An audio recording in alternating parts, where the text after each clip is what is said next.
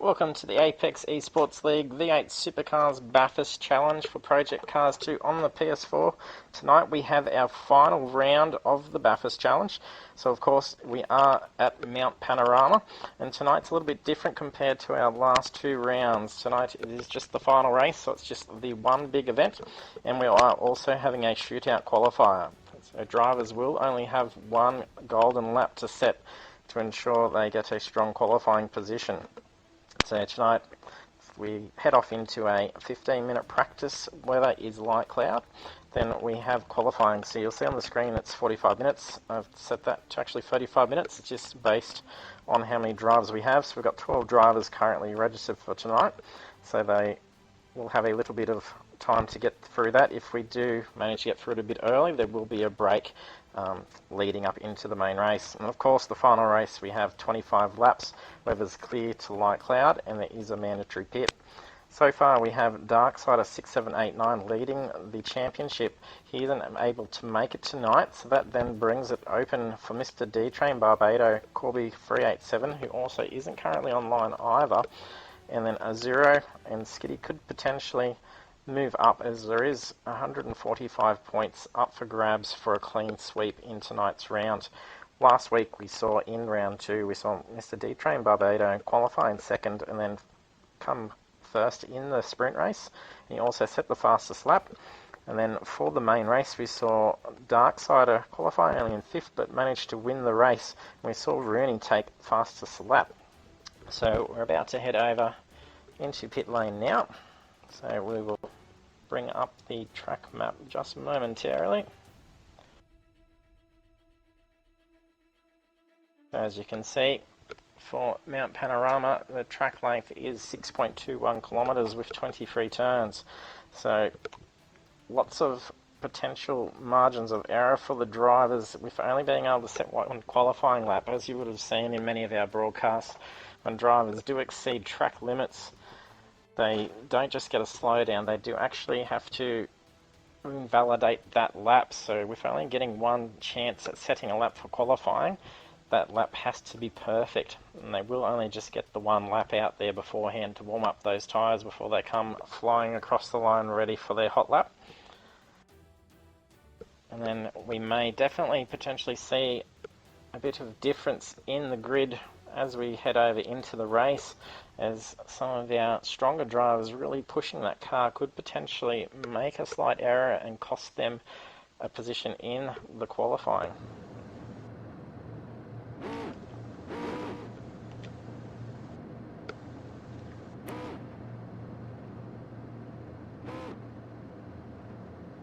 And into pit lane now. You can hear a lot of cars loading up different settings. As you hear those cars do a quick rev, that's actually them choosing different setup options.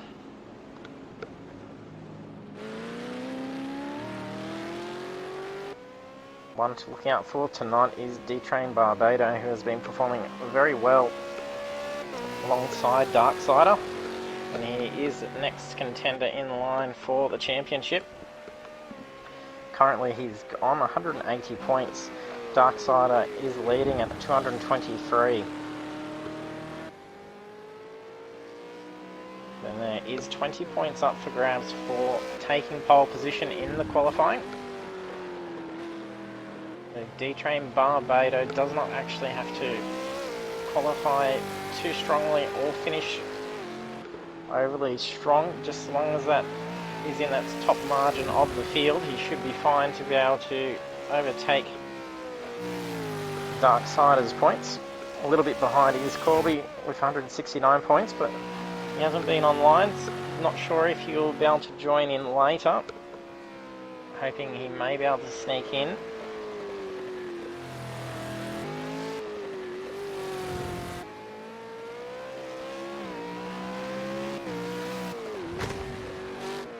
And we have a late entry into the series as well.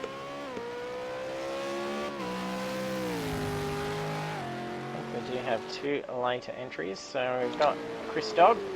He was meant to be starting in round 1, but he had some issues and couldn't make it, and then he did join the session last Tuesday.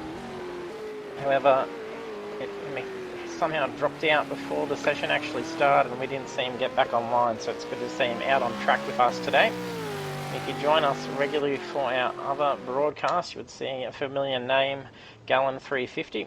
So he's a regular driver with Apex eSports League.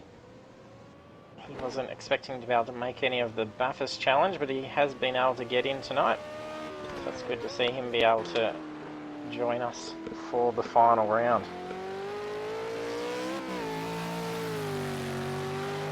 A little bit of wall contact for Psychogency. We just had race feed show that Chris Dog has just gone off as well. Looks like he's possibly run off wide through the chase. Here he comes into Murray's corner.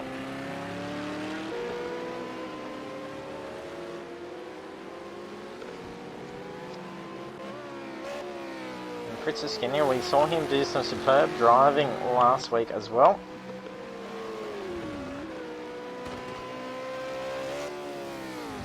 He did drop towards the back of the field partway through. He was caught up in a few little incidents.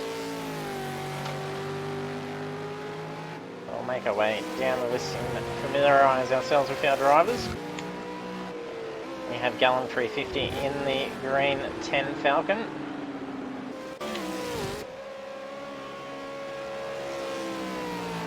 Wheeler, who's been with us for this series. He's in at car number 37. We're getting some frame rate issues with Dirty. We've noticed that before a few times with Birdie. He has had disconnection errors in the past as well. We lost him for both races in one round just the other week. I think it was actually for the first round of the series. He didn't get to score any points. He only just got a qualifying and then missed out on the races. And then we have another driver join us, so his debut race with Apex eSports League, and that is Simo Simsel. So big welcome to Simo for joining in the series. He was watching our stream last week and then was interested in joining in. So if you do join our streams and then are keen to get involved into our racing, you can use the links down below to follow onto our Facebook page, and then from there you can actually head over and join our private group. That is where we have all of our race event details and how to get invited into the series. So always welcome new drivers to come aboard. We have lots of different racing series on a regular basis.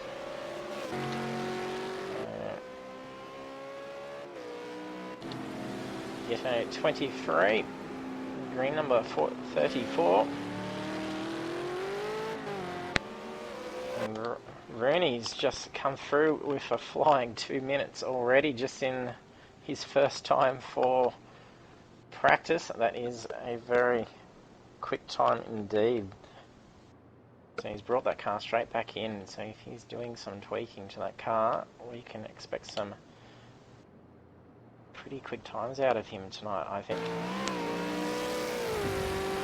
But in saying that, with this qualifying, we could definitely see a different starting lineup.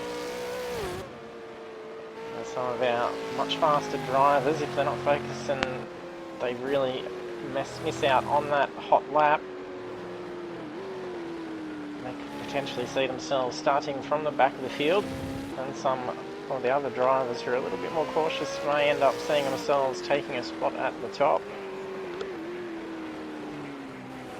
We do regularly see all drivers at least get some invalidated times when they are out on the track. Especially in these cars, they are a handful to get around. You have to be very cautious with that throttle, feathering it through. Otherwise they do just go out into a big spin. And especially when they're under braking as well, not having that car straight as you head into the corners, they will tend to have the rear slide out quite quickly and very aggressively.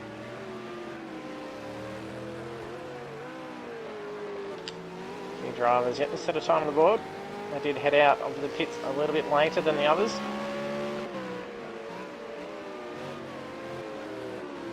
This may be a hot lap for Gallen. Seeing what time he gets. He comes onto pit straight.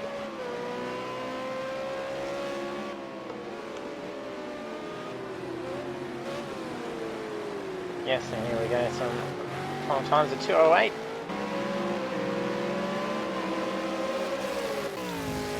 Psycho just needing to get time on the board. This looks like him flying. Got a little bit of a skip. Looks like we just had someone join. Here comes Corby. Yes, we've just had Corby join.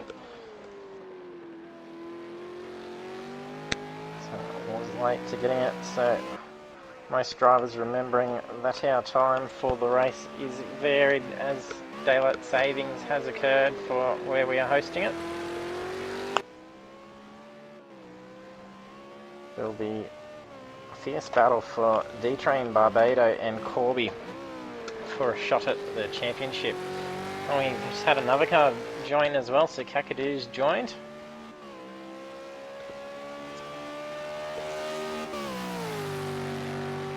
A few later entries.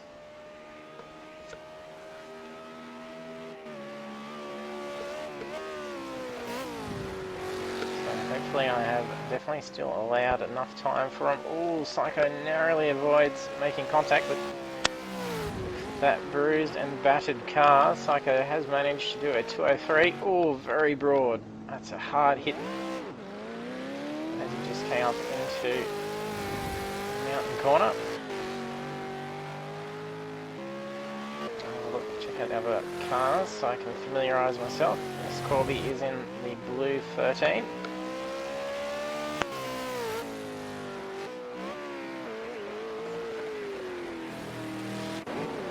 5 minutes remain. I think Kakadu's also in a blue car as well.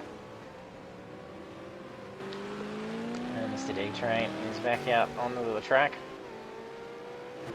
Same as Rooney. See if he improves his time. I think that may have been a pit out lap actually.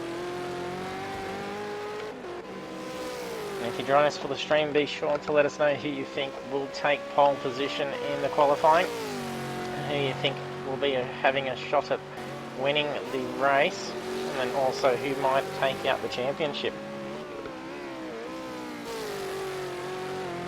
Oh, that was a significant hit. He'll bring that car in. That's going to be a fair bit of damage to try and drive with. I haven't checked out Weaven's car. Weaven 777 in fitting car number 77.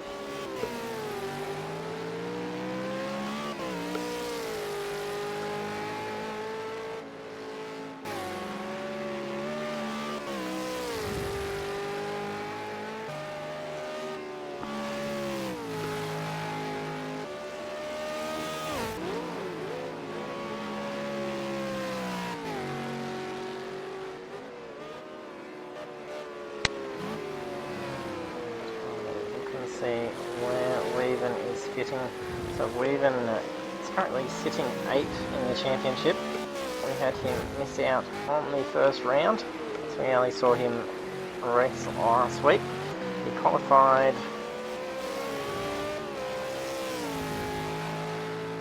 5th in the sprint race, finished 5th, and then for the main race he qualified 3rd and finished 3rd.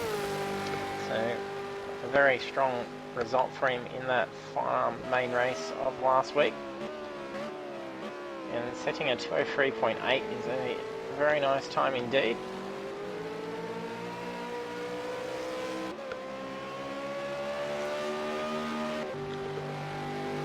Over to a 0, so we saw him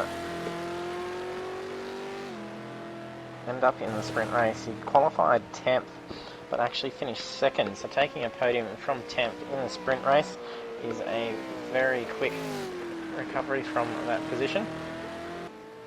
And then he qualified 8th and finished 4th in the main race.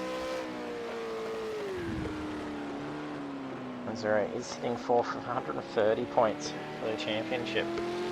So a definite shot at the podium for 0.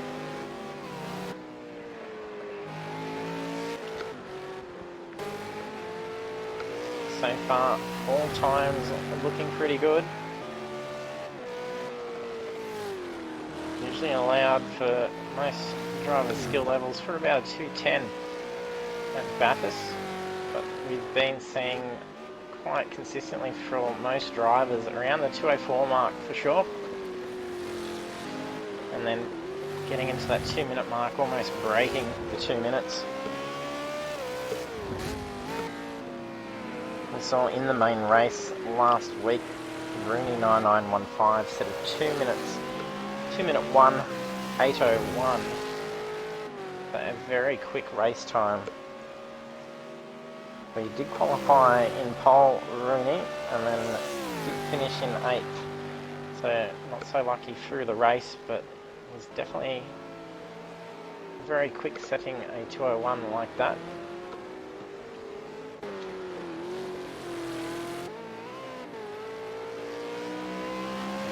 Corby is known with us for always usually tending to steal pole position in qualifying on the last lap. It will be a different circumstance for him tonight with only having the 1 lap for the shootout qualifier. So he can't use his normal strategy to get out just at the end and get that lap in, as it is always a opportunity, as with the live track for the game, as rubber is getting laid down on the track, it actually starts to become a little bit more grippier on the driving line. And of course track temps are increasing as well, and then there's usually less traffic on the field at that stage. In those last few moments, there tends to be a lot of other drivers who are already retired to the pits just waiting for the session to finish out. 30 seconds remain of practice. Current weather conditions is light cloud. Game time started at 9, and then time progression is ×2, so half an hour has roughly progressed. And as we head into the qualifying, weather will be clear, and game time is 10 o'clock.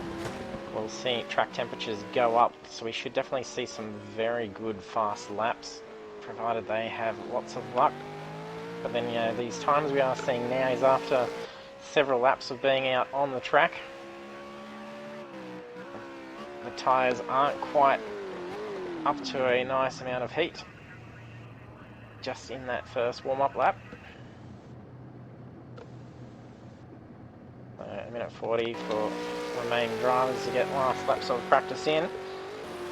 So how we'll see the shootout qualifier happen as the game throws in all the drivers in the order for that results screen. We will see the first name up the top. They will head out onto the track. They'll go around for their warm-up lap, and then as they are coming down Conrod, drivers will be aware that they are approaching the chase, and then the next driver will head out of the pits and then follow behind them as they go past pit exit on their hot lap. We were expecting a queue of drivers originally. Oh, that's cost that lap for Fritz Skinner there. Whether these cars just idling will overheat the engines and then can cause performance impacting damage to it. Especially with the setups for the cars, as most it is custom setups. This a lot of drivers will opt to close most of the aerodynamics quite up and all the brake ducts as well, as it limits the amount of drag. However, it increases engine temps and also brake temps and tyre temps. And then that's just cost him for that, so he'll bring that in, and then oh no, he's going to at least cross the line. Got on you, Bert Wheeler.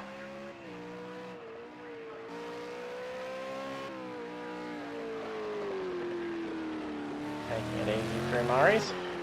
All very broad. He's going to Thought he might have been choosing to do some fishies. Yeah, he is doing some fishies.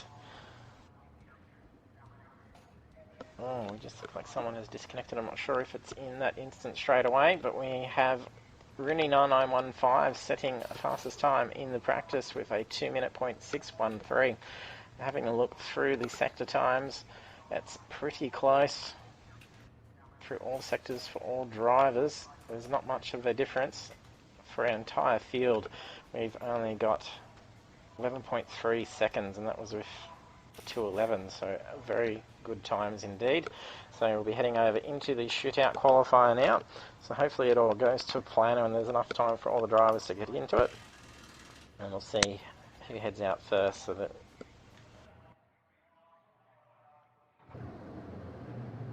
bring up splits. So Kakadu, hopefully he's being invited to the party, otherwise he's not going to know what's going on. Kakadu will be the first one to head out, so drivers will be changing into their qualifying setups. I'll momentarily have a look and see if Kakadu is in the party with the drivers, as they did join late.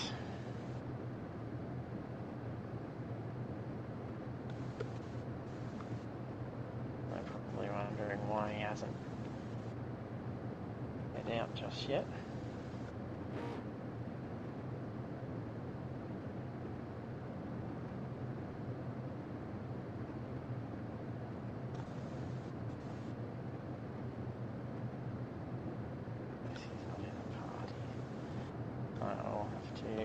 Jump out and be momentarily back with you, so I can tell him he needs to head out.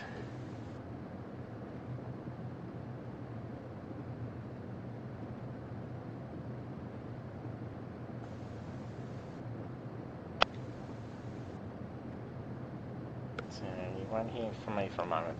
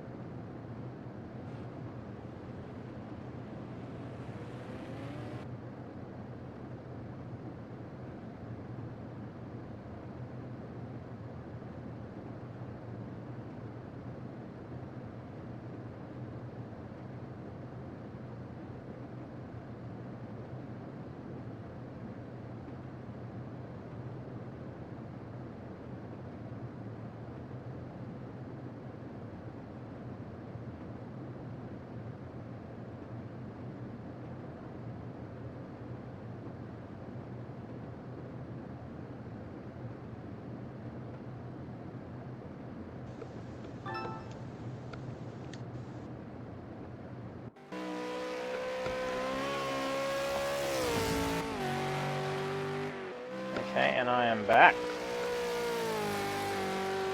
I thought I had left Kakadu out of the party chat invite. He did just join just in time, so the other drivers will be keeping him up to date as to what's going on.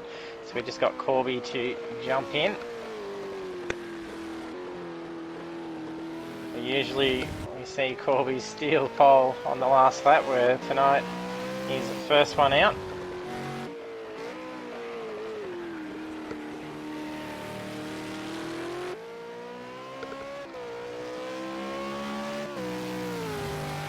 get a fair bit of good screen time for each of the drivers getting in their qualifying.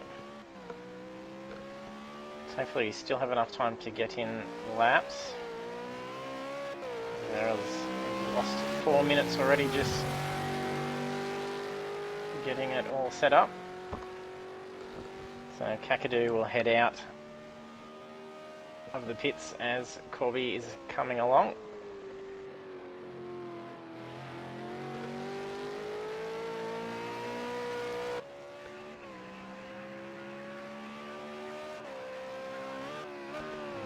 Bring up speedos for all the drivers. Here we go. This is it. Colby out for his shootout lap. We lost a bit of audio there for a moment. Nice line through hill corner. So you can hear Kakadu heading out after him.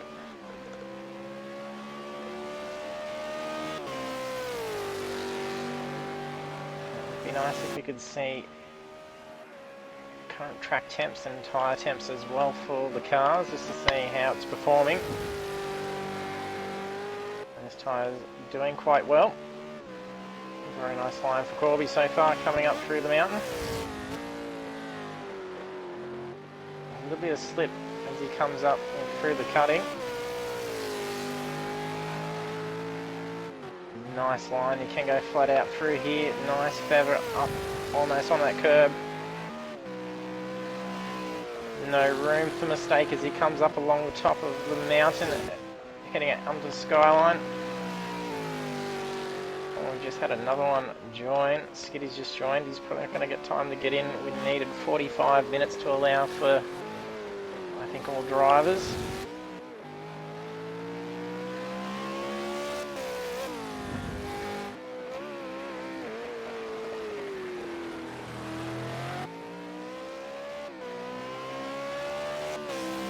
Goes coming onto Conrad, going quite quickly. It was a very nice line through Forest Elbow. I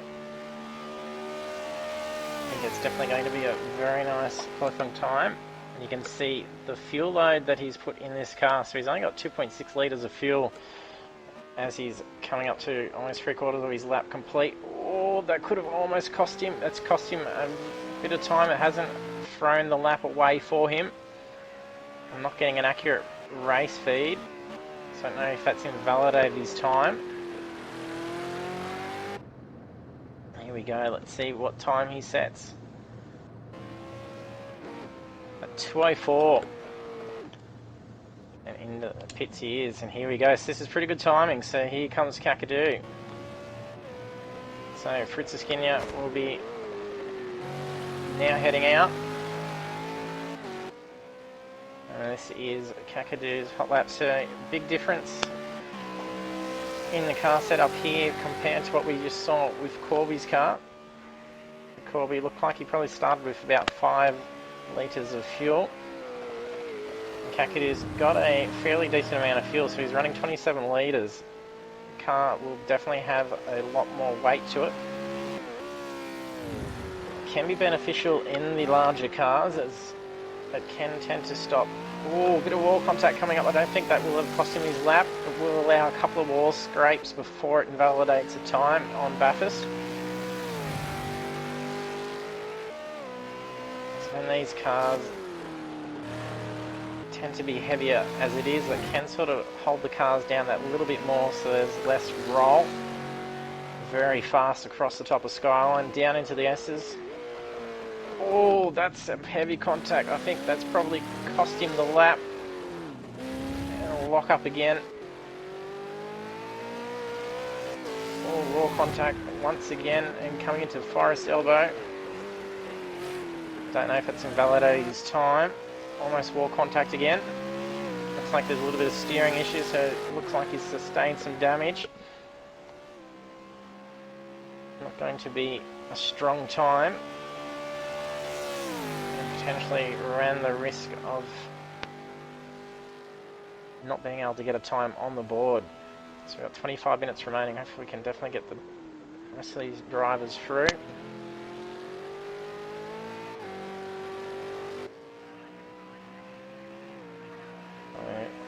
did allow for slightly slower lap times, so hopefully it should be enough. Very nice line through Murray's on the pit straight. See if a time comes up on the board for him. No, it doesn't set a time. Unfortunate for Kakadu. Fritz Iskenya. Getting ready to come on for his hot lap now. He needs to get a nice climb through this final corner so he can get some good speed coming out on the pit straight. Then we'll have Gallen start to exit the pits now.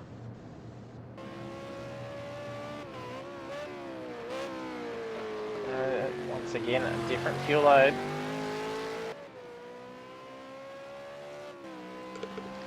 And if you're joining us for the stream, don't forget to hit that follow button. We are very close to trying to reach our milestone of 50. We only have 5 more followers to go. Looks like Gallen's allowed Skiddy to head out. Which is quite courteous for Gallen. So Gallen being a later entry, just wanting to get him for a bit of fun for tonight's round.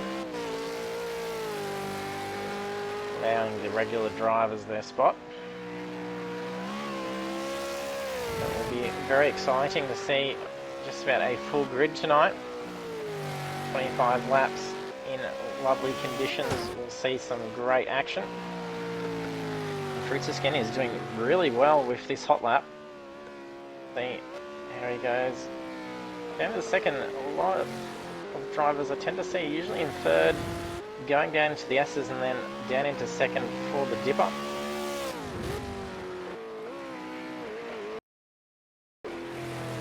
Second here, and then flat foot straight out of Forest Elbow when you get that beautiful line. Gives you plenty of exit speed, which is very effective coming down Conrod. And Skiddy and Gallen both out on the track here. Hopefully Skiddy knows what's going on. I don't see him cutting laps in amongst all the other drivers. Once Gallen's just getting out, doing a few burnouts to get those tyres up to heat a little bit more. And this has been a brilliant lap for Fritz Iskenya. This, I think, will definitely be a 202 potentially.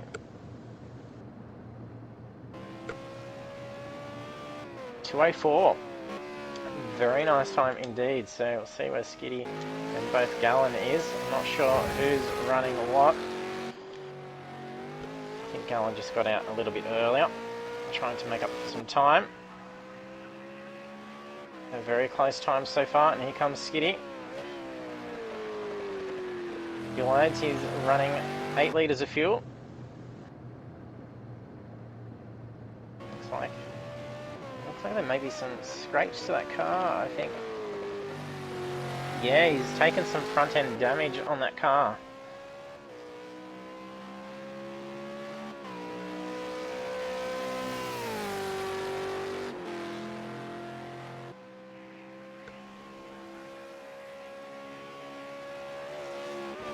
Yeah, so he's definitely not getting up to top speeds going along the mountain straight.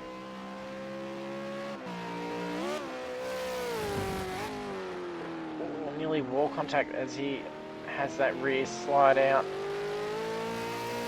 into that corner that was almost a spin out completely. So he's going a little bit easier on the car as he goes up through the cutting.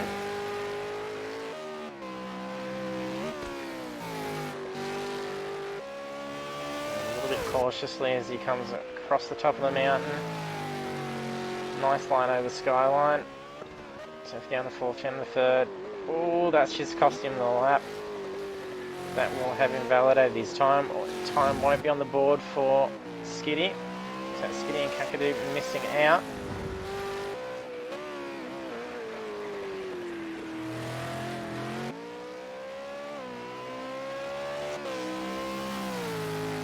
Get a nice line. I don't think we'll see him top out. These cars usually do top out down Conrod as they start to take the right hand bend here. Usually about 288 we see. Definitely some lack of speed from that aero damage. I don't think we're going to see a time on the board for Skitty. We've got Gallon and Psycho out on the track. Nice line through Murray's for Skitty. I don't know if that's made him yield and do a slowdown. No, it does count a time on the board, so let's put him into second. There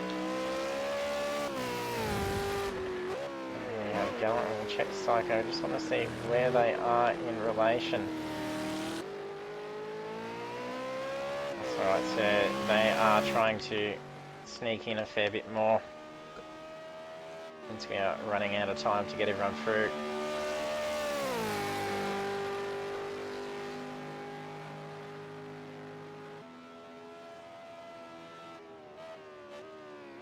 Gallon really pushing this car.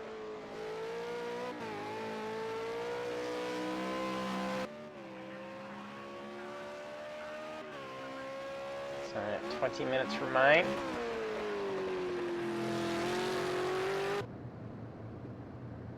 Go for Gallon. This may even be his pet lap. So he takes pole at 2:03. A very nice lap indeed.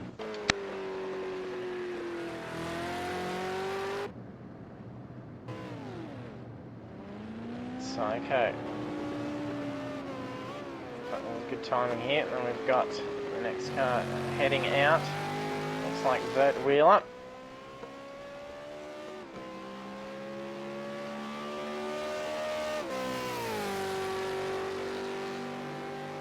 I think we may just have enough time to get all drivers through.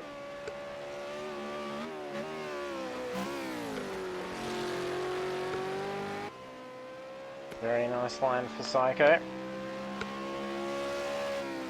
So he's carrying a little bit more fuel.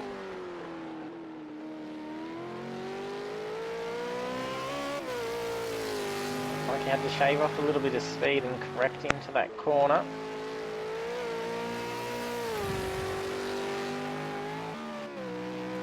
Ooh, nice scrape along that wall. Do have to get that car very close to that wall to get the perfect line. Slight scrape like that will be fine. And then nice line down through the diff. This nearly making wall contact.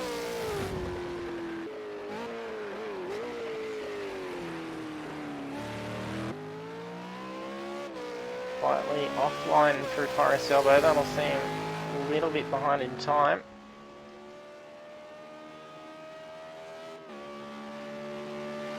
We'll be able to see the difference in speed here compared to what we saw with Skitty's damaged car. So he's getting up to the 291 mark before having to get on those anchors ready for the chase. Oh, that's recoverable. It's cost him a little bit of time, but at least let him have a time on the board.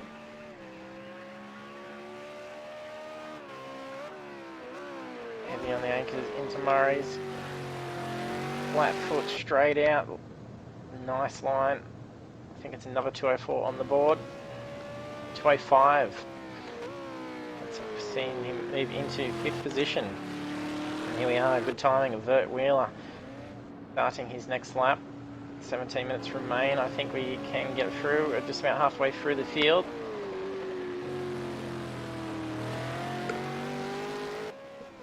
A 5-minute delay trying to get the drivers out onto the track hasn't cost the last on the list, which is a 0 and D train to potentially miss out. May just have to send out a couple just to get it done. Vert Wheeler running with almost half tank of fuel, so he's got starting on 45 litres. That's a lock-up going into cutting. He's reset that car. I don't know if that's going to count his lap for him. Looks like we're having Verty catch up.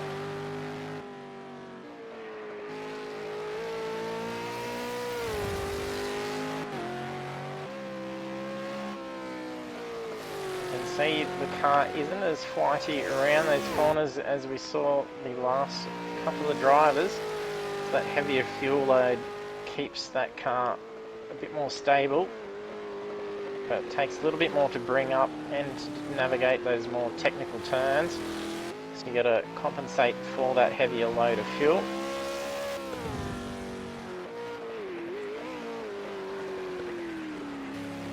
Nice line through Forest Elbow, that will help him.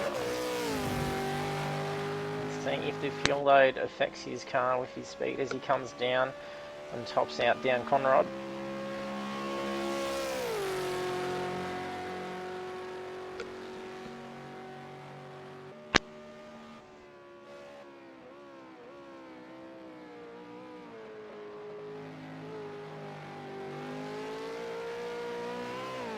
Nice line getting up over that ripples through the chase.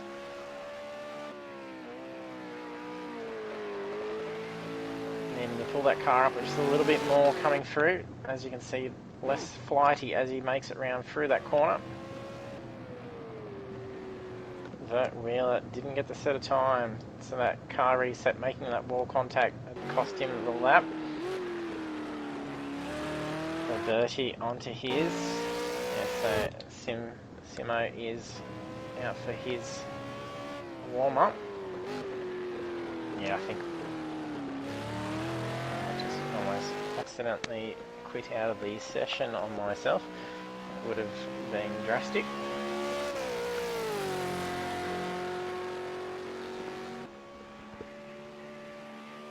A bit of a delayed camera angle, we lost him in under the splits.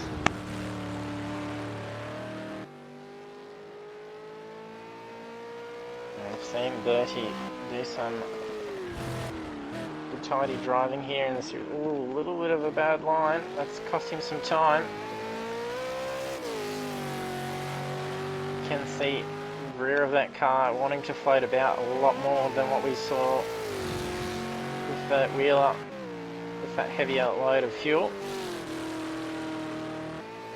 Nice line is a little bit off focus as he's coming through those bends.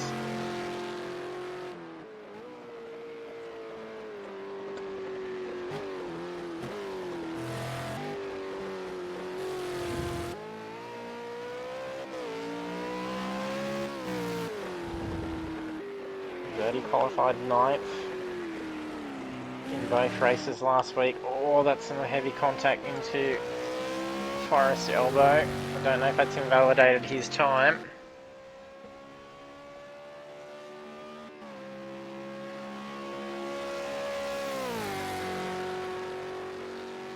That could potentially be 3 drivers now.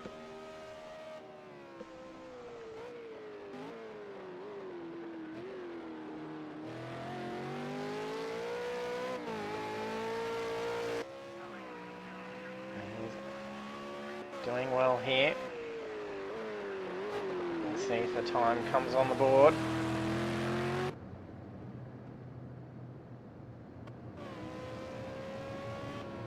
He does set a time, so that did just cost him a little bit of time, but he did get one on, so that sees him in 6th position. Simo. I don't know if he's on his hot lap here. I think he may be. Bring up the map.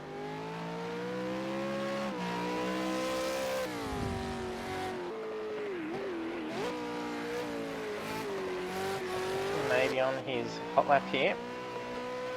We just lost Simo.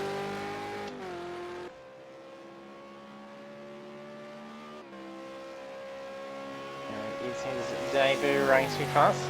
Hopefully he gets to set a nice time.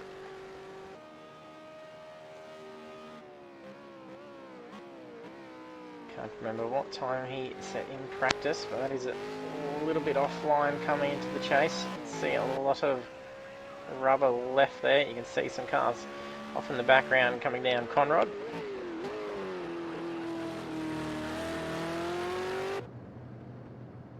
Go. Does he set a time?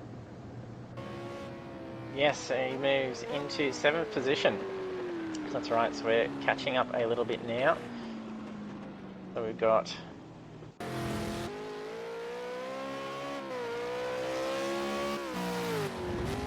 dog. He's got a time on the board already for some reason.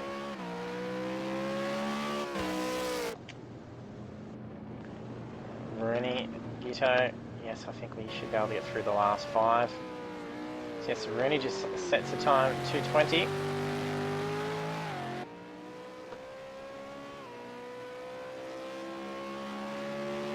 I think they've been out for an extra lap, potentially.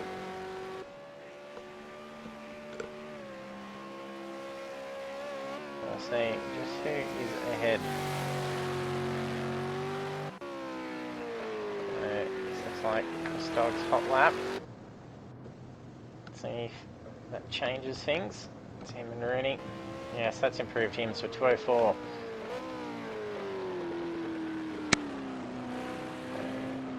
Park that car. Over to Rooney. I'll bring up the map. Yes, so 9 minutes remaining to get through.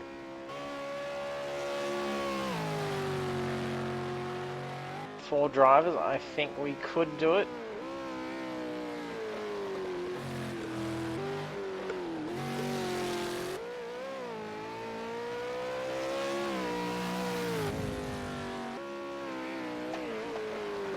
Getting at least a time on the board for the looks of things. 5 minutes we lost at the start, becoming crucial with these extra drivers joining later into the session.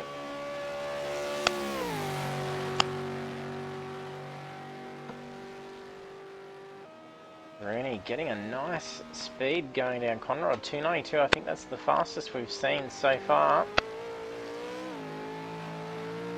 Flat foot all the way through the chase, right up over that ripple strip. Heavy on the anchors into Murray's. Decent amount of fuel. So that car less flighty through the corners. And he takes pole position with a 2:01.083. That is a very good drive by Rooney.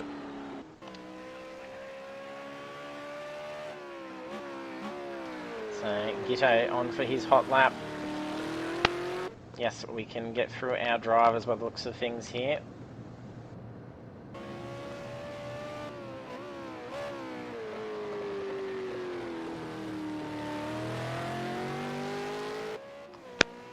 So I think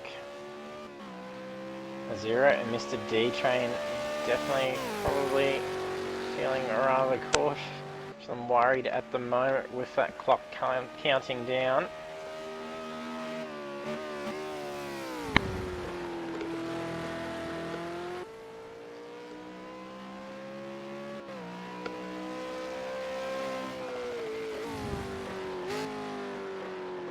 Very nice line for Gito. A little bit of a correction. Like he potentially had a little bit of oversteer coming into there.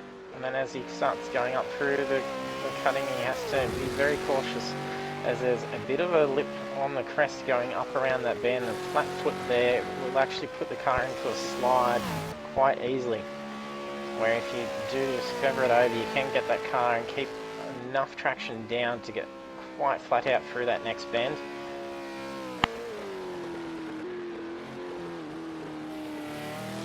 Nice speed down through the dipper.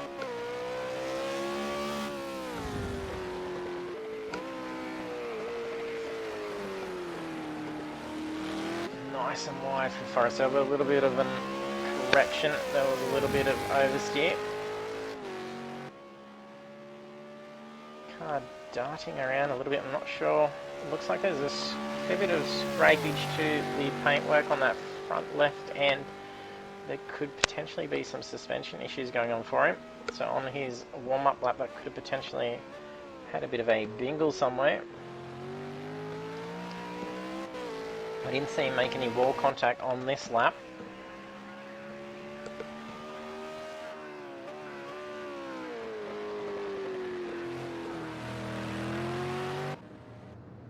Here we go. Let's see where he jumps to. 210 sees him remain in 10th position. To Weavens, so a 0 heading out. And this is Weavens' hot lap. Yes, I think we will have time to get them through. Zero and D-Train. I think we won't have much of a break in between.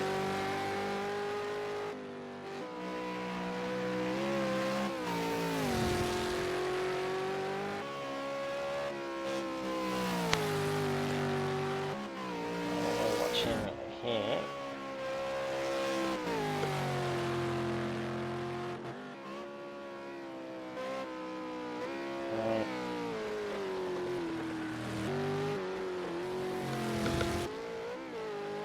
The drivers want to have a break in between this and the main race, so they've got 25 laps solid.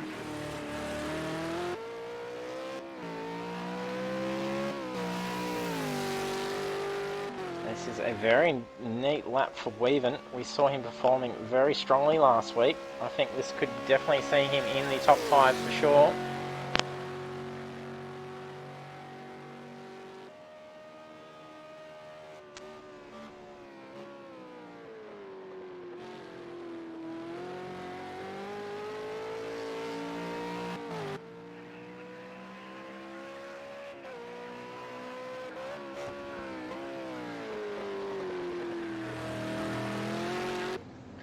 Here he comes, a very nice lap, very low fuel loads, down to 1 litre of fuel, and he takes second place. That is very quick for Weaven. A beautiful lap.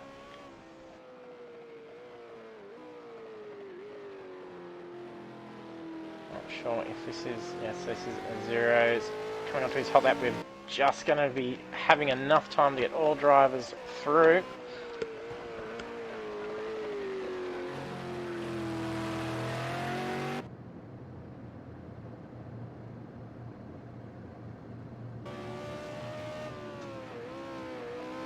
I think this is a zeros hot lap now, actually. So we just have D-Train and Zero to get times on the board. So we won't be going straight into a break.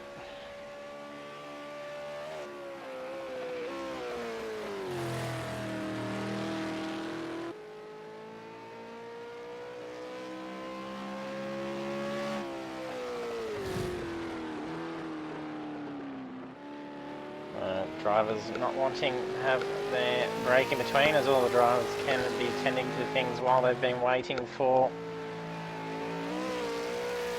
the other drivers to head out.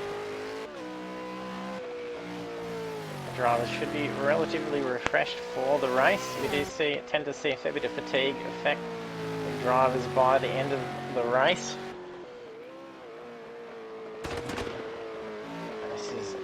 Looking to be a very good lap for a zero.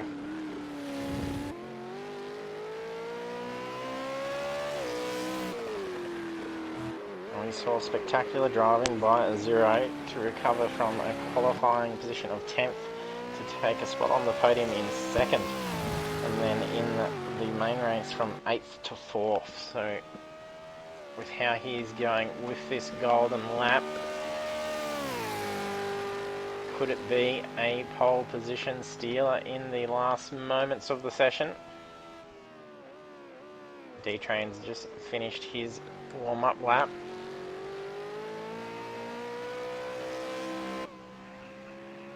I think this will definitely be in the 202 mark for sure. Possibly break past Rooney's 201. Very fast down through pit straight. Oh, he moves up into 3rd position, a 203.577. That is flat out. And over to Mr. D-Train Barbado. He needs to get a pretty good position here. He's the next contender in the line to take the championship, as we don't have Darksider here with us tonight. So he's 2nd on the championship board. Very tight up against that wall. That is blistering speed across the top of Skyline, getting up in the 5th. Ooh, a little bit of slide through the S's. He's pushing this car. That dip for speed is phenomenal.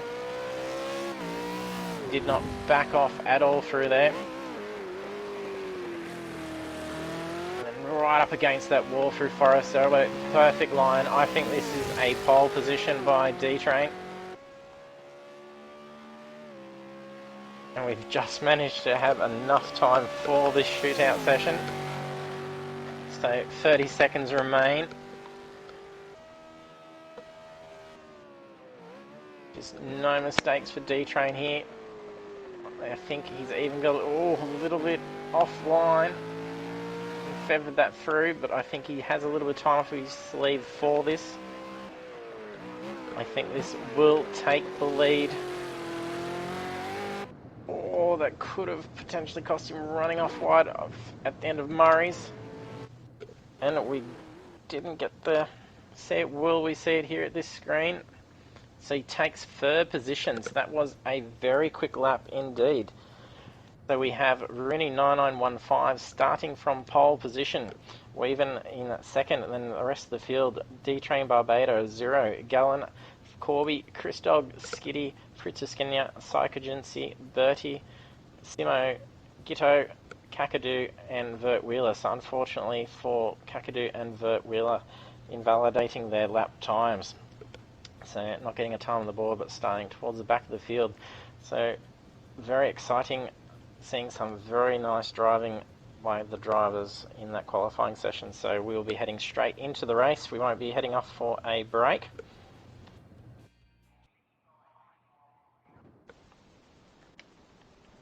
Drivers now need to make sure they have a pit strategy set.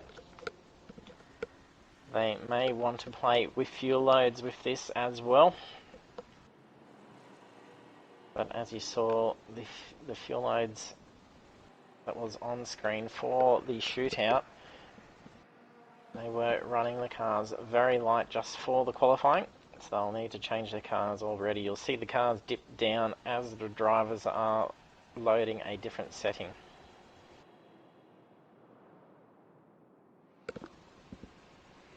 And drivers do have 2 minutes to hit that ready button, otherwise the race will start and then they'll be sent into the pits with a disqualification and won't get to compete.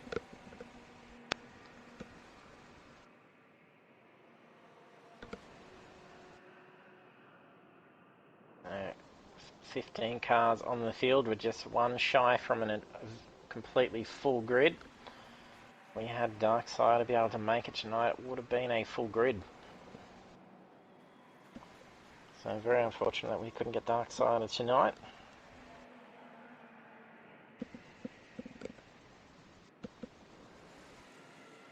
Sure, we will see him return possibly for the V8 Supercars Championship that starts after the Ferrari series finishes up on Thursday nights. In a few weeks we will start to do some iRacing on Tuesday nights. It won't be broadcast to start with, it will be me actually racing with the guys. But once we work the ropes of iRacing, we'll definitely start streaming on that as well. So game will sync now. Lights about to go green. And away we go. It doesn't seem to be any jump starts. There's a bit of chaos towards the back of the field. Looks like we had Kakadu making contact with Simo. Rooney has gotten away quite nicely. Also Weaven, Mr. D-Train looking to get past Weaven. He has moved up on the inside. Side by side going up a long mountain straight. One of them is going to have to give space. Looks like D-Train's owning most of the line, but I think Weaven's going to try and hold that inside. D-Train has had to give that space to him and moved over, and he's actually dropped a couple of positions. Well, then Rooney has made an error making wall contact. That's allowed Weaven to now catch up back with him. We have a 0 now in front of D-Train. D-Train looking to get past, coming up past through the cutting. Onto Skyline. Looks like Gallen's just made a bit of wall contact. Didn't look like it was anything drastic. But D-Train made an error running back on track just in front of Gallen. probably got a slowdown. I'm not sure if he's just currently serving that now. He seems to be holding Gallen slightly back. So it looks like there is a bit of panel damage to D-Train's car. I'm not sure if that's just the livery on his car. No, I think it's just the livery. So very tight between the field so far. There's only 4 seconds between our first 7 drivers. Down we go in through the chase. We have Weaven closing in on Rooney very quickly. Oh, and Rooney's gone off wide through Murray's corner, making tyre contact. It looks like he's taken a fair bit of damage. That car's quite off pace at the moment. Opportunity for Weaven to now climb ahead and put some space over the rest of the pack. And try and see what sort of damage may have happened to Rooney, see if he got through it relatively okay. He's definitely not up to speed going up the mountain straight. And we've just seen a time penalty come on the board for Gallen. When you do see the red indicator on that results board, that is a time penalty that has been given to a driver. So we'll have a look back through the field. We have Fritz Skinner and Chris Dog very close together and honing in on Gallen. Gallen having a bit of issues. Looks like he's just had a big stack coming up. Oh, Willie Ranta. We've just had Fritz Skinner and Chris Dog manage to get past relatively safe. There's a bit of a gap between the rest of the field. So Gitto, oh, big war contact. He's got Psycho coming up behind him, so it looks like there may have been a bit of an incident with that back half of the field. It's put them to a fair bit of time behind from 7th position. So we've got a battle at the moment for 9th. Oh, it looks like Gitto there is potentially having some latency issues. You can see a lot of jittering going on the screen. Bert Wheeler at the back, I think, just taking a spin in Forrest Albergain. That's some significant front end damage to his car. He's now got Skiddy catching up to him, but it's definitely not going to be up to pace going down Conrod, and will lose out as that front aero will not allow that car to get up to a nice speed as he comes down the straight.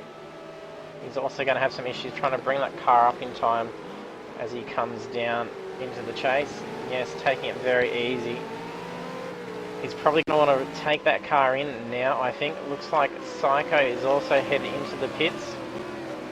Now he's going to keep that car out just for a little bit longer. Oh, we've just had Bertie look like he's gone in for a spin on Murray's corner. He's brought that car around. I think he's taken a bit of damage. No, he's just managed to get it around in time.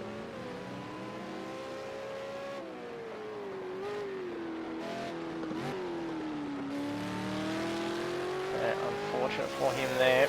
So back to our race leader. So Weaven, not a car in sight around him with how he drove through that qualifying and then his performance last week for round 2. He can keep up some good consistent pace through this race, has his car set up and no issues with heading into the pits. I think this could be a win for Weaven, and he could join us regularly for our other broadcasts as well. We saw Weaven take a double win last week in the Ferrari series. There was some spectacular driving by Weaven. And he has been really up to form recently. Rooney's nearly 3 seconds behind, and he does have damage, so on the long term there's going to be some time dropping off on his laps.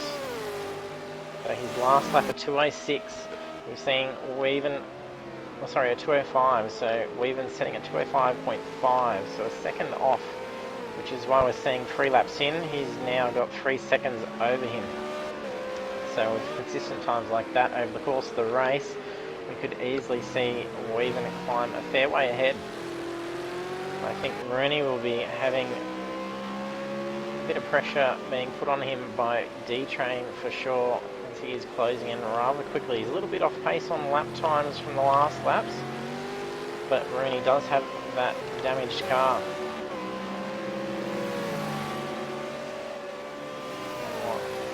Have a look, so a 0 starting to, I think he is closing the gap. Have a look, I'm not getting split data, but it appears that he is actually closing that time in on D-Train. So we'll check out the rest of the field. So we saw Psycho have to make a pit, so he's got a fair bit of damage as marks to the left and right sides. And that front end, it's got a buckled bonnet. Oh, nearly wall contact. Oh, that's a hard hit. It's that rear slid out, making that rear panel and also front end damage again for Psycho. Psycho having some bad luck with the car at the moment. Already having to pit for repairs, only on lap 3.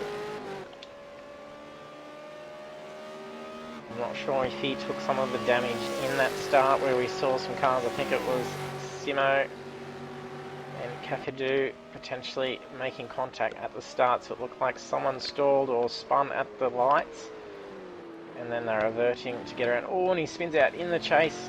He's going to need to try and recover that car in time. He is last, so there won't be any traffic to have to worry about. Oh, and up to Fritz Skinner and a 0, who are less than a second apart. And Fritz Skinner having an advantage coming down Conrad with the slipstream from a 0's car. And once we see a little bit of space from cars, we'll check in and just see how much of a time penalty Gallon 350 actually has been given.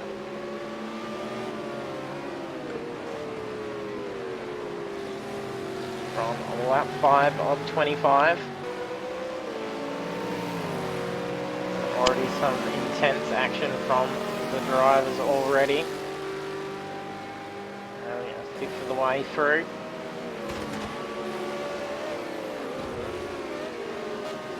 And Fritz Skinner gets past, I think that's Simo's car, potentially. Yes, that is Simo's car, so given the blue flag to move over.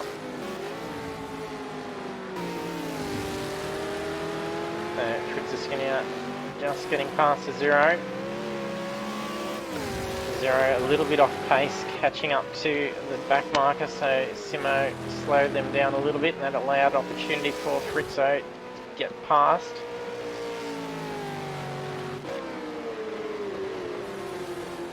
D-Train still closing in that gap. A little bit of a slide from Rooney coming in through that dipper. Oh no. And Gitto has disconnected. Yeah, Gitto, we did see your car jumping about a little bit at the start. Unfortunate for you to ride at the start of it.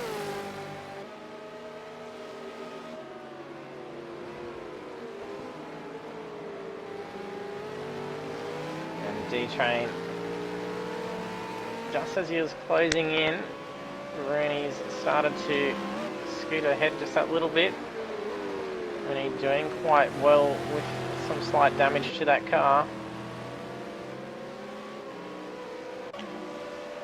Skiddy and Gallen looking to contend for 9th position, both with some damage. We'll quickly bring up to see how much. Oh, Gallen's received 22-second penalty. Potentially could be a drive-through, I think, once it's 20 seconds. Oh, we just had Gallen run wide. Oh, looks to do a move to block, but I think he's going into the pits. No, that was a blocking move.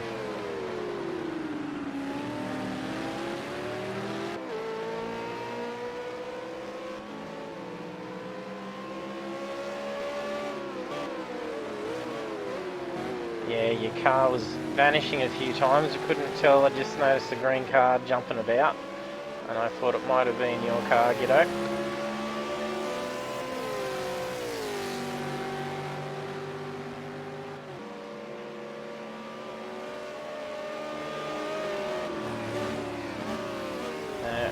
Starting to space out again. Over to our race leader, Weaven. He did get a drive through, yeah. I'm going to say time penalty only allows 20 seconds before being forced to serve a drive through. And then Weaven safely getting past Psycho. Psycho would have been given blue flag. And that car still is quite battered. He's already been into the pits once.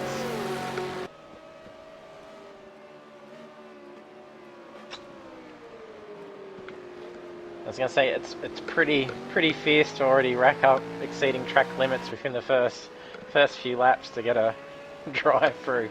So Gallon doing some quite naughty driving by the looks of things.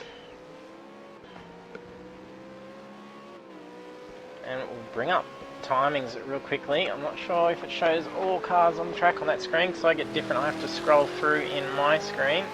So fastest lap of the race so far looks like it's in the 203s. So 203.794 by the looks of things, and that's Fritz Skinner. So very quick indeed. Over to Fritz. So we're seeing him move up the lines quite quickly.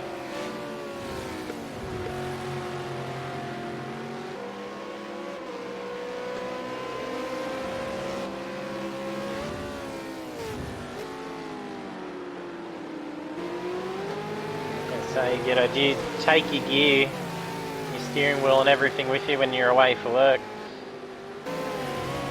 So that's some dedication to keep up the racing.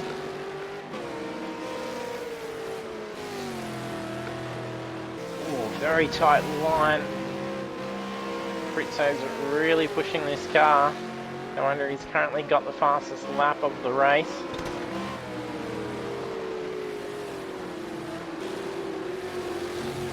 Weather conditions are currently clear. Game time started the race at 11. Time progression is ×2.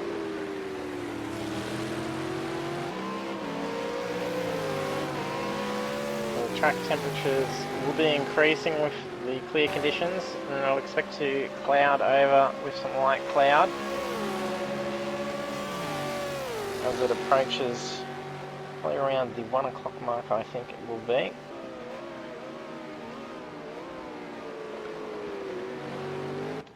And there's Gallant doing a mandatory pit as I don't know if he has served his drive-through or not.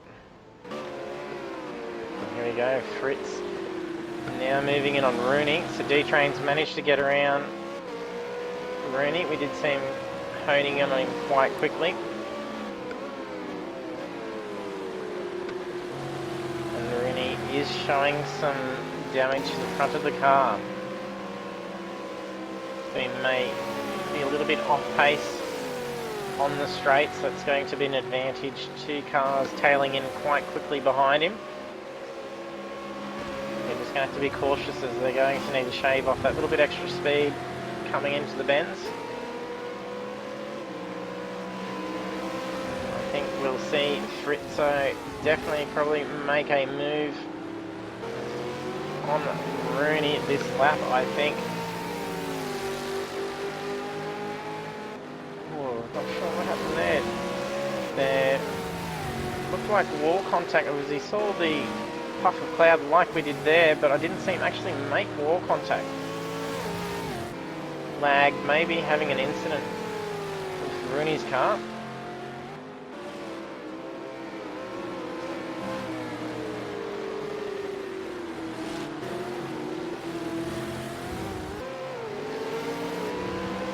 Oh, that is a very quick line from Fritzo, but he's looking away. Rooney's a little bit quicker through the mountain than what Fritz Skinner is. you're joining us with the stream, don't forget to let us know who you think is going to win the race and who will take the championship. And be sure to use those controls down below under the stream. You can use sound effects to cheer and do other various noises over the stream, so have some fun with it. Oh, that was a little bit fast through the chase. You had to correct. That's cost him probably half a second. The rest of the field starting to separate a bit. D-Train's 2.5 seconds and closing in on Weaven. Weaven's last lap at 206.277 and Mr. D-Train at 204. No, sector times aren't showing, so the race feed stopped at the end of the practice session and that was it.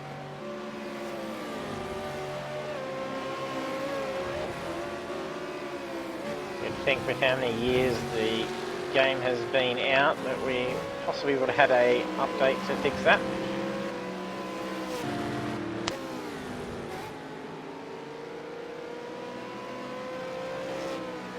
Zero. And Chris Dog a little bit behind, I think he's on.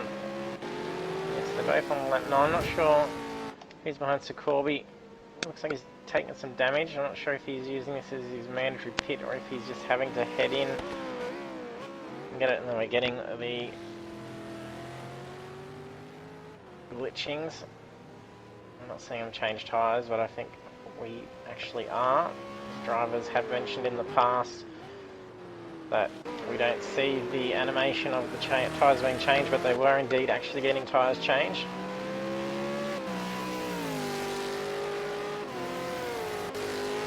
Here's D-Train, he is closing in quite quickly.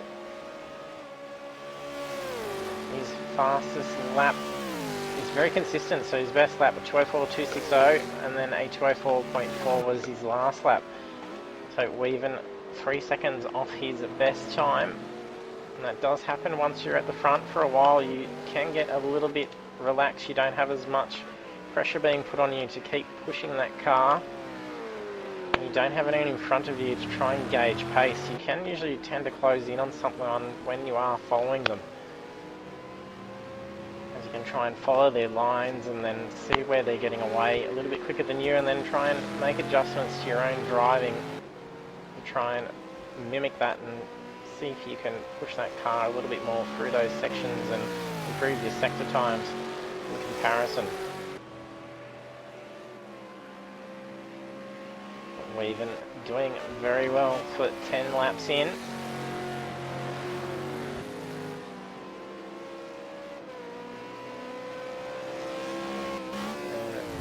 The rest of the field quite separated, so we've got Simo. He's currently on lap 8, so a couple laps down. See him have that spin out in the chase. Colby had an accident as well. He's sporting a fair bit of damage to that car. Not sure who that is coming up behind him. I don't know if that it's not Darksider. Trying to figure out who else is driving that grey car. It's Chris Dog.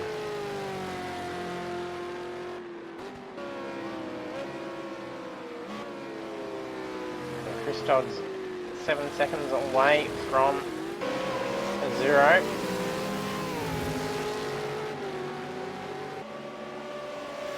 And we've got Simo being lapped here. Chris Skinner and Rooney managed to get past.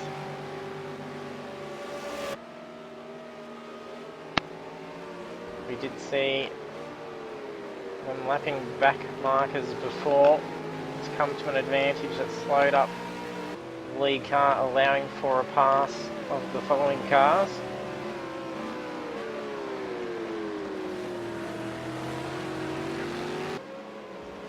Very tidy lines through Murray's. And the drivers will be much happier not having the very wet conditions that we saw last week in the part of the challenge. There could not be a Bathurst challenge without some wet conditions. It is a common thing for the mountain. Quite regularly have a wet Bathurst.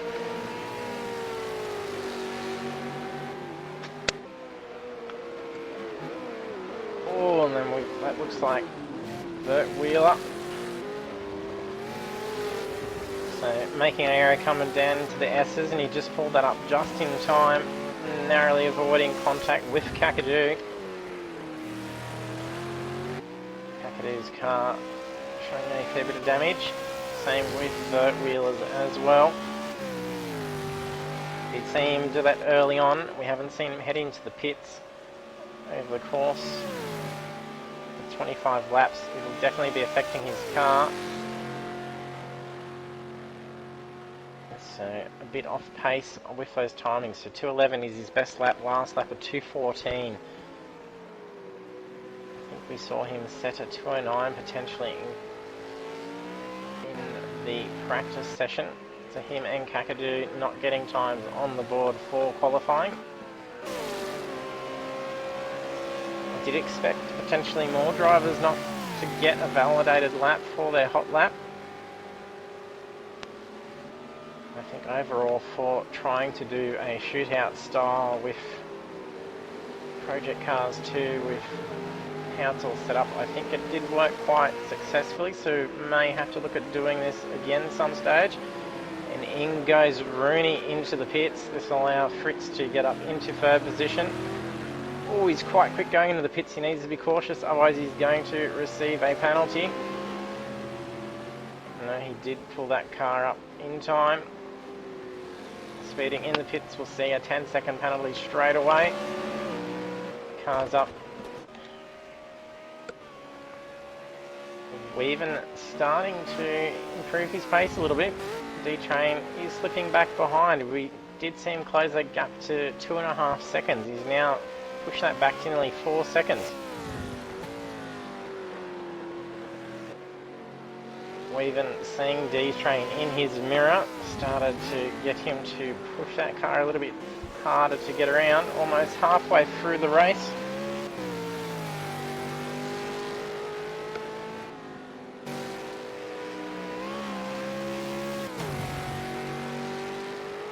A lot of drivers starting to split up their times.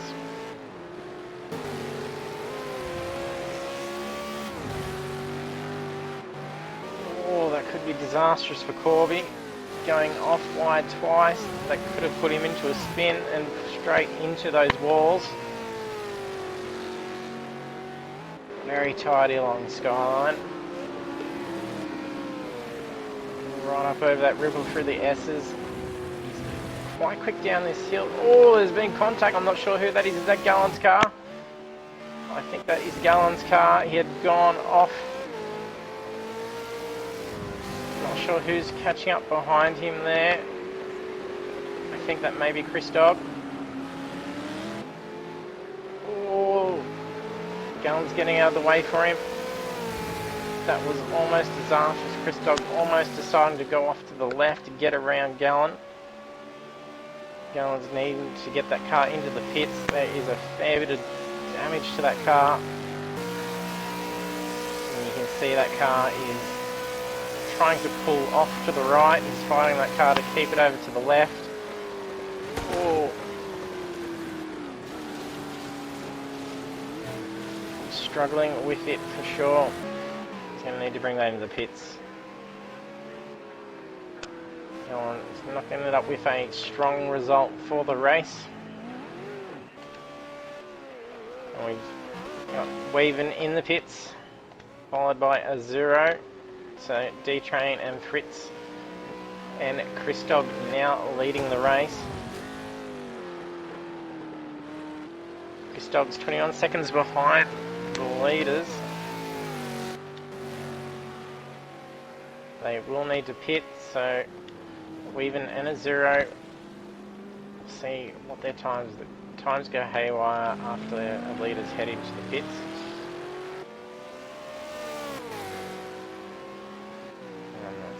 2.5 minutes behind, but he's not. So he's 41 seconds. So previous rounds, it's been about 25 seconds added on to their lap times to get into the pits.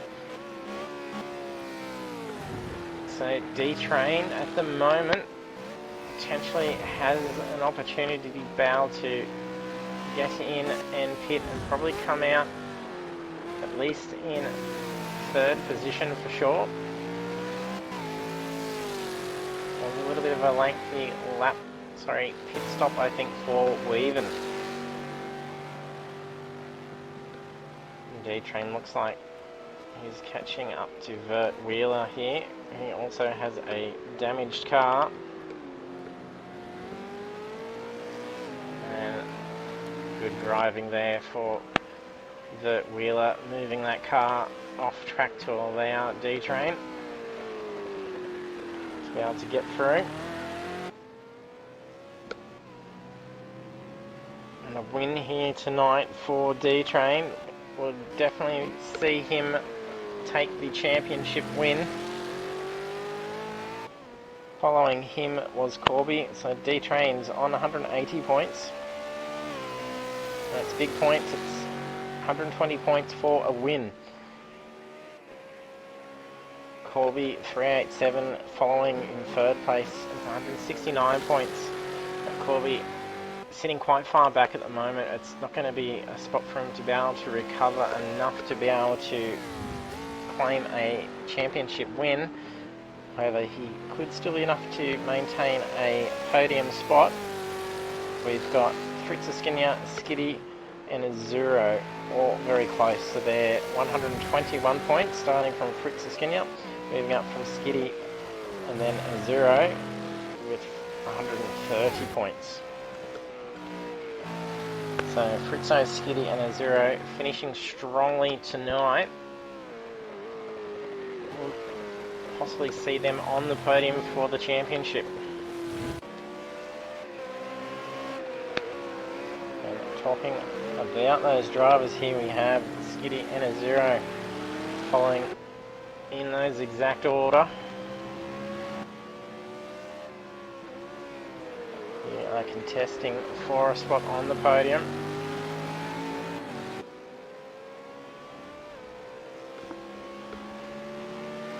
Like we may have lost another driver. We did have 15 on the board.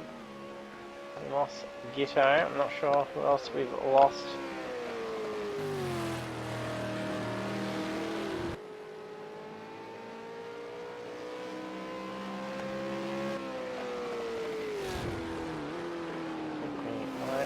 Still in. I'm not sure who it is that we've lost, unfortunately. Here we go, D-Train's heading into the pits. I think this will be a pretty quick one. It'll be tyres only, so here comes Fritz. He now takes the race lead. Same as Chris Dog. But I think he may go into the pits. Yes.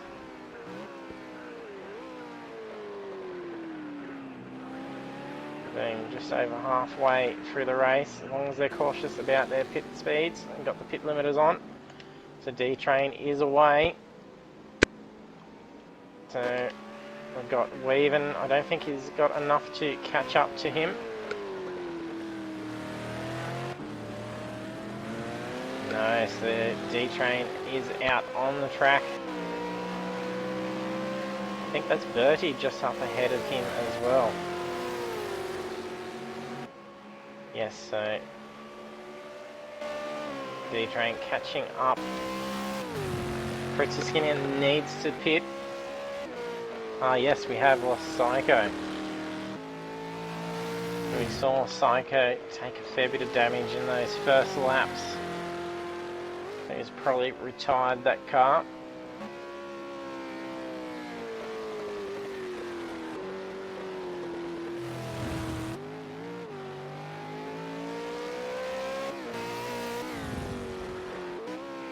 Given that it's adding about 25 seconds to the lap time, if he can shave off a bit of time over D-Train here, we could see him potentially get into the pits and out on time. He may push that car just a little bit longer out on the track, depending on how his tyres are going and how he's fuel loads.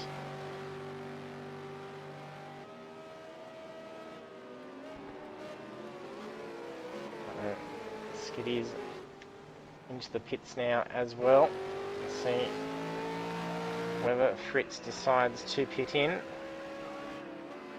Yes, there he goes into the pits. He'll just marginally come out. He'll come out in front of Weaven for sure. Flat out through the pits. So he doesn't take a pit speeding penalty.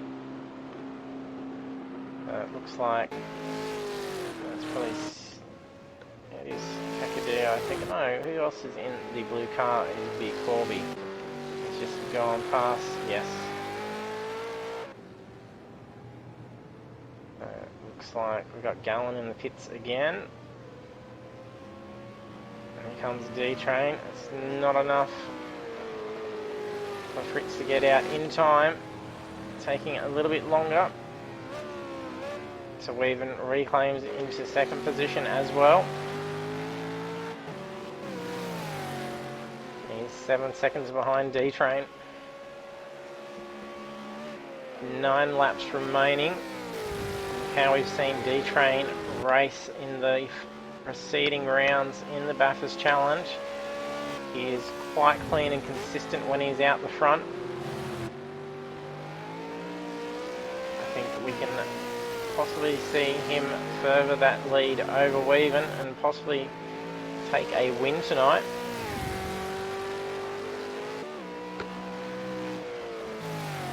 If that is the case, the championship will be his.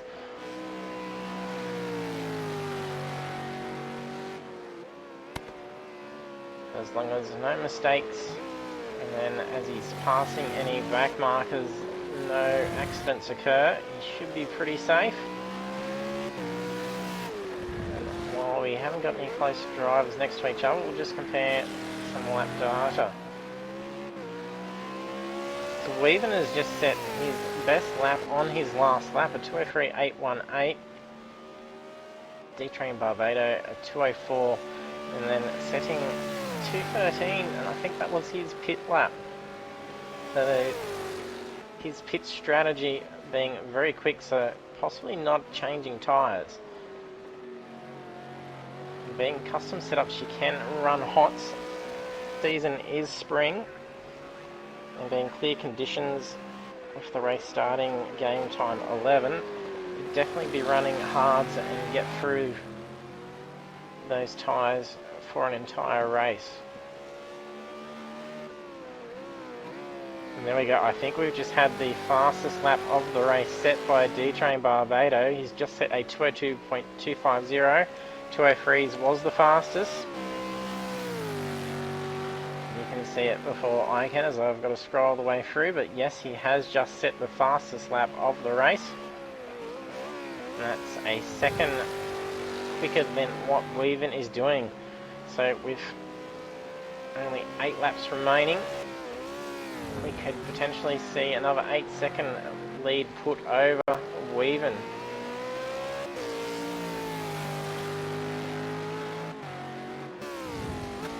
Weaven having a little bit of a safety net behind him, as well as Rooney is 21 seconds behind him.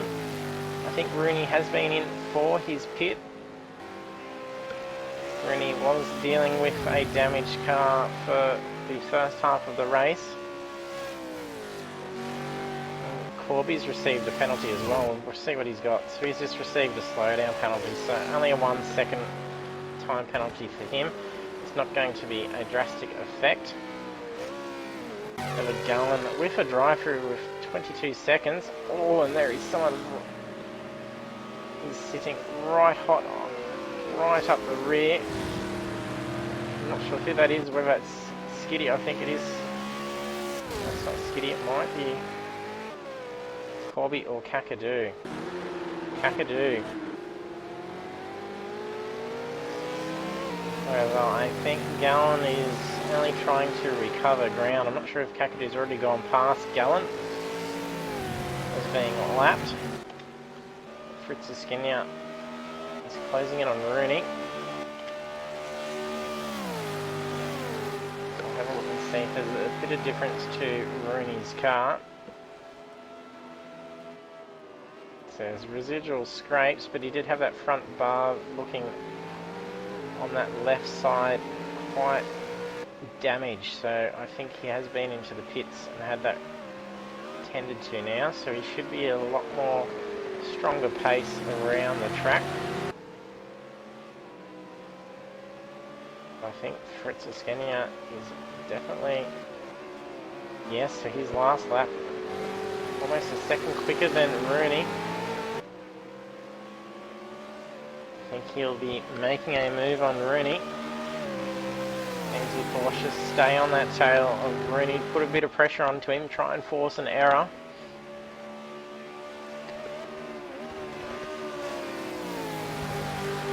There isn't too many safe spots to try and pass.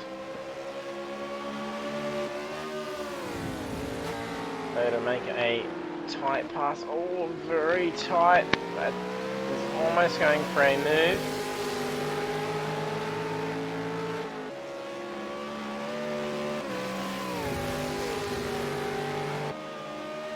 Flat out through the cutting. It looks like Rooney's getting away quicker through that section of track over Fritz. Both of them hugging that wall very tight. Let's see who's quickest down the mountain. Be nice to see who's getting the fastest sector times. Oh, wall contact as he comes out of the dipper.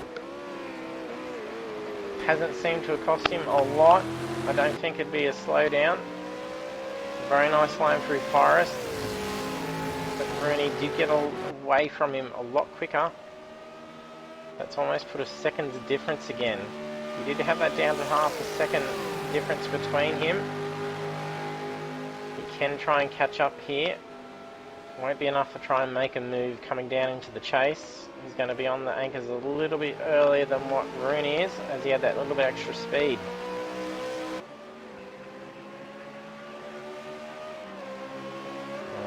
Jump on board here with Skits. Oh, and then a mistake by Rooney. Just tucks that car just in time. Brilliant pass, forcing an error on Rooney. But Rooney, not wanting to give up just yet. And our race leader now catching up to some more back markers. He needs to try and get around these guys quickly and safely, not to lose any time, not to take any damage. He's furthered his lead over Weave and 777. So it's now to 10 seconds. There's 6 laps remaining of the race. So we've got about 15 minutes or so remaining of the race.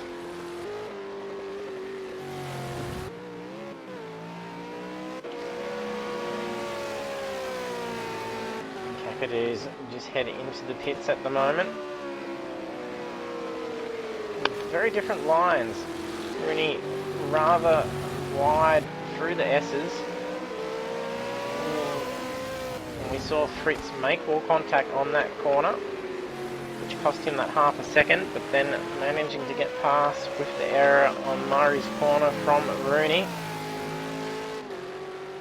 But Fritz is going to be getting away quicker onto Conrad.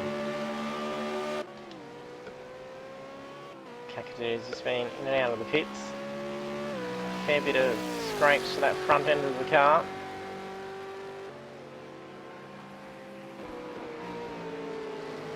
And the battle between these two guys is not yet done. I think they are going to be fighting for third position for the remainder of the race. We've got Gallen heading back into the pits. So we saw him take the damage through. He didn't bring the car in straight away after making that big hit where he lost the bonnet. So let's just refresh the looks of that car.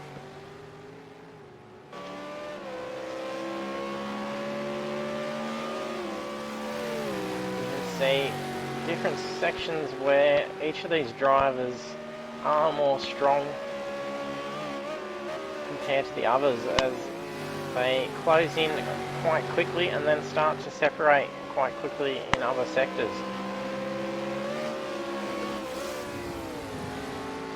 They need to be keeping an eye on each other and just saying, oh, that's devastating for Fritz.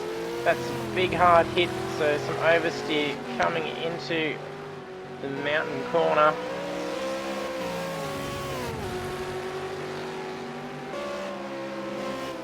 I think that's probably done some performance impacting damage to that car. I don't think it's going to be easily to recover unless Rooney makes a mistake. These two are playing cat and mouse, continually swapping for positions. Can't see anything flapping on the car. I think that was mostly just side damage. We'll jump on board with him and see if he's having any steering issues. Let's see if he can get to about 290, topping out along Conrod. Oh, 290, 293, but that is with the slipstream behind Fritz. Behind Rooney, so he had that advantage, but the car seems to be performing relatively okay.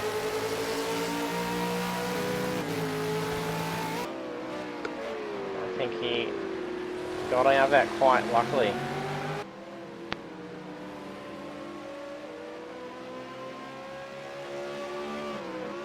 A little bit of weaving being done there. I'm not sure if that is fighting the steering. You can see Fritz is getting quite quicker on Hill Corner compared to Rooney, because we saw Fritz last lap get away on Rooney quite quickly coming onto Mountain Straight.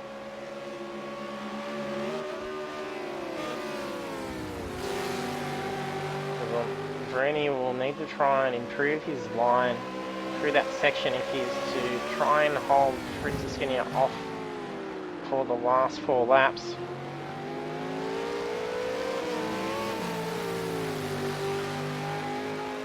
I think Fritz could have potentially held Rooney at bay if he didn't go off and make that hard hit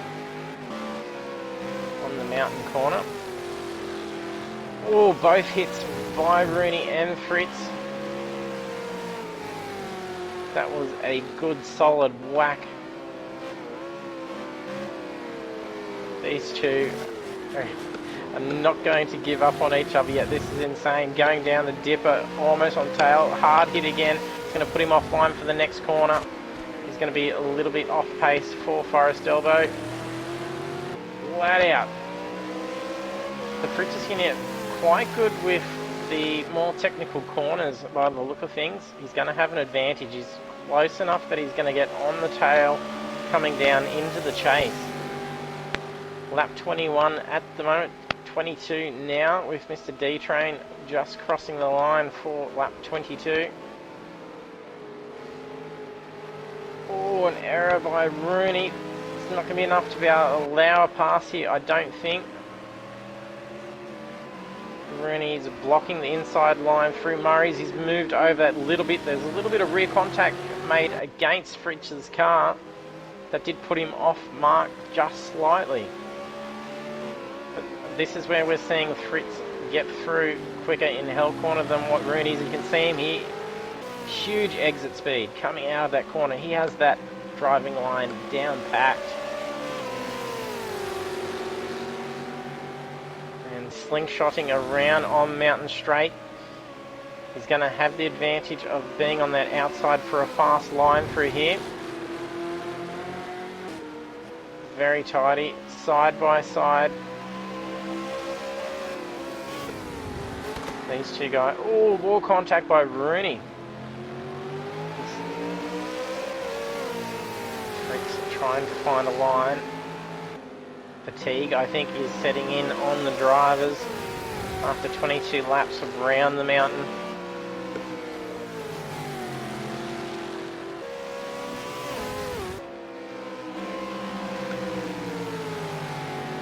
Flat out over Skyline into the S's. Fritz is skinning up really quick down here. There is no room for a mistake for Rooney here. A spin out here could see it end in disaster for both of them.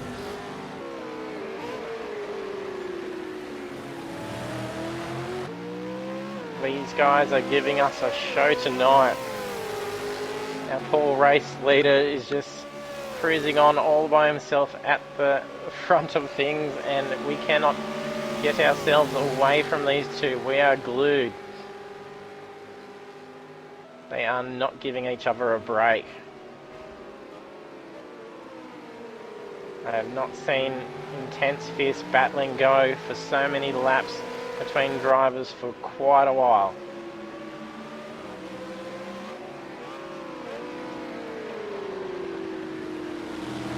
And you can see Fritz very quick on these two corners, so he's going to have the inside advantage coming up to here, but I think he's quite good with his lines through here. Just bringing that car in, forcing Rooney out into the kitty litter. This will see him get past him on Mountain Straight for sure. Yes, he's definitely had huge exit speed. One of them is going to have to give. I think Rooney will have to tuck in, yes.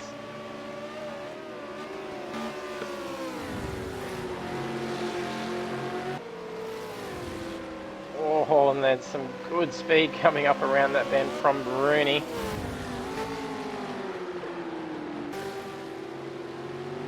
Oh, almost disaster for Fritz Skinner there when he was offline and a little bit quicker through there before we saw him make wall contact.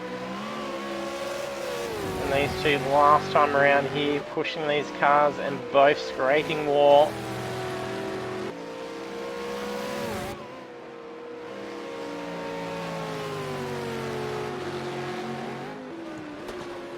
Some superb driving by both. So Fritz gets up over the rib through the S's. Rooney keeps a little bit off to the side. There's a bit of debris on the track there.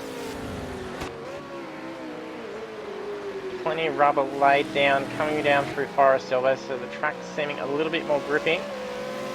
Very nice line by Fritz, getting away a little bit quicker, but this is going to have the advantage for Rooney.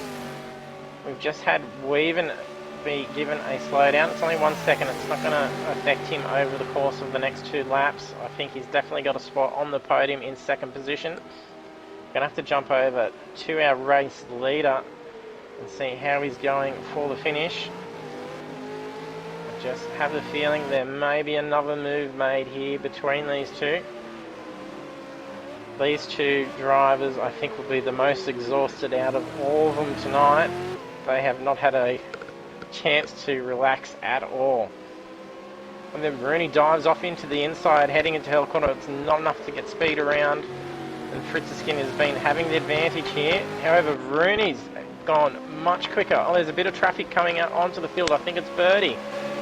Yes, he dives off. Oh, big hit. That's now allowed Rooney to get back ahead of Fritz. Oh, very wide off. That's not going to be a good line. That's a hard hit, and there's 2 of them who both made contact. That's spun Fritz out. That's cost him the race. And a quick car reset for Fritz gets him back and going.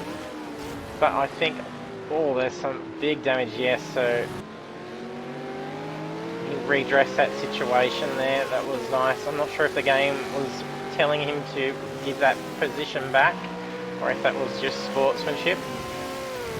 As a no redress is actually 60 points taken away off your championship. So we better go over and check out our front leaders. So that was some fierce driving between those two, and there's still less than a second between them as well. They're still not giving up on each other.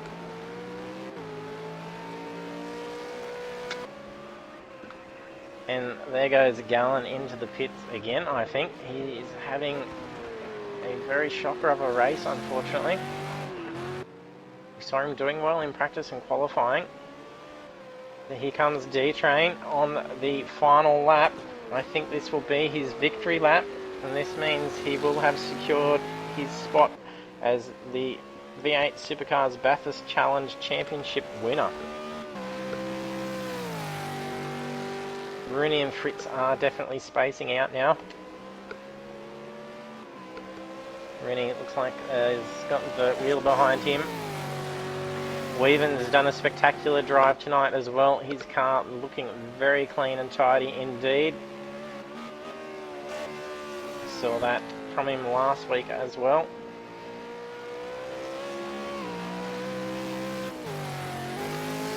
And we better get on board for a victory lap with Mr. D-Train Barbado.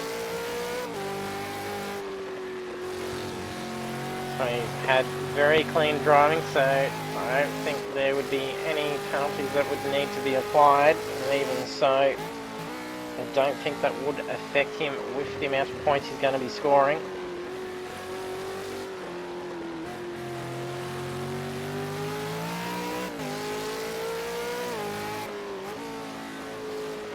So 120 points for the race win. There's 100 points for coming second, so we even will have a good opportunity to move up the ranks, especially considering he's missed out on the first round. And Weaven was coming 8th, so that will give him 183 points. That could move him up towards the top end of the ladder. Chris Dog has also moved up over Fritz Skinner as well. Here we are. Well done to Mr. D-Train Barbado. A brilliant drive. Here he comes for the victory. Flashing the lights. Well done. He has won the race. There's Gallen doing a burnout as usual in most of our broadcasts. Here comes Weaven, a spot on the podium, taking the second big broadslide, smashing that car across the finish line. Oh, and there's a bit of traffic. We've got Vert Wheeler and I think Corby there having to dart around. Rooney's got a bit of traffic. Vert Wheeler dives off track for him. And here he comes.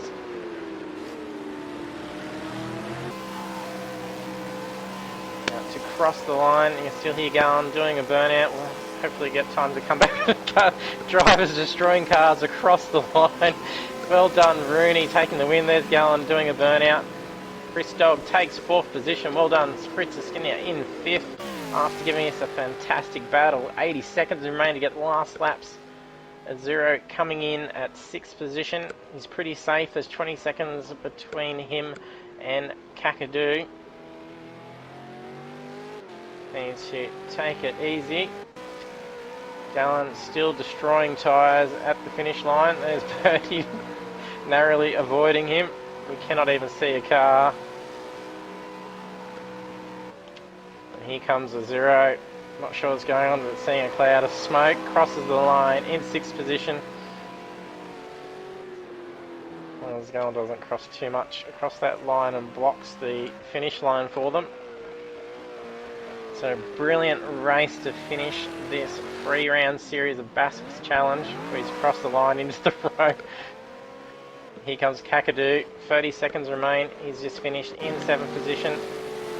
Colby's still going out on track. It's not going to be enough to get him across the line. I think Bertie, as he has crossed. Skiddy won't have time to get it around. Bert Wheeler won't get a chance to finish up the lap. Neither will Sim. So there's Gallen. We'll check him out doing burnouts. Oh, he's just wrecked that rear bar and spoiler quite hard. And there we are. We have finished. So final round of the V8 Supercars Bathurst Challenge. We saw some very exciting racing going on tonight. And Mr. D-Train Barbado has won the final round and pretty much... I can be sure he has secured his win as the championship winner. So, also looking to also have taken the fastest lap by the looks of things at 202.250. So, extra 5 points goes to him for that as well. On the podium is Weaven 777 in 2nd place and very close in times as well from what D-Train had set. Rooney also on the podium with 3rd place. The rest of the field followed is Chris Dog in 4th, Fritz 5th, Zero in 6th, Kakadu in 7th, Corby in 8th, Bertie in 9th, Skiddy in 10th, Vert Wheeler in 11th, Simo in 12th, Gallen in 13th, and we did lose Gito and Psycho during the race as well. So go on getting a do not finish while doing burnouts at the finish line of the track. So that concludes for our Tuesday night broadcast with the Bathurst V8 Supercars Bathurst Challenge. So we will be still doing our Thursday night broadcast. That's the Ferrari 488 Challenge. So we will be having that this Thursday night, 7:30 PM broadcast starts. That's daylight savings time as well, as it is based in New South Wales, Australia. So be sure to check that out. And the drivers will be driving at the Fuji GP. So it will be very exciting. We'll be taking a break for a couple of weeks from the Tuesday night driving for broadcasts, but we will be coming in with some iRacing. So if you are involved in iRacing, be sure to head to our Facebook page. So there is the links once we go to the next screen. So it's facebook.com/Apex Esports League. Head over to our Facebook group from there, and then you can join in and find out about the event details when I post them in. So it should be some exciting stuff. I'll be racing on board with all the other drivers involved in the iRacing, and then hopefully we may start to look at doing some broadcasts for that if we get enough competitors joining for it. So be sure to hit that follow button. We've almost reached our milestone of 50 followers. We only need 5 more to go, so we appreciate if you can do that and share. Head over to our YouTube page as well. All our past broadcasts do get saved there, as they don't last on Twitch, so you can catch previous rounds. And of course that Facebook page for Apex Esports League. If you don't want to be involved in the events, you can at least follow that page and see all results and standings and penalties that give out for each of the rounds, and you'll be able to see who's won the championship. So thanks for joining in with us tonight, and hopefully we can catch you for our Ferrari Series Round 4 this Thursday night. So hopefully we see you trackside. Thanks for tuning in.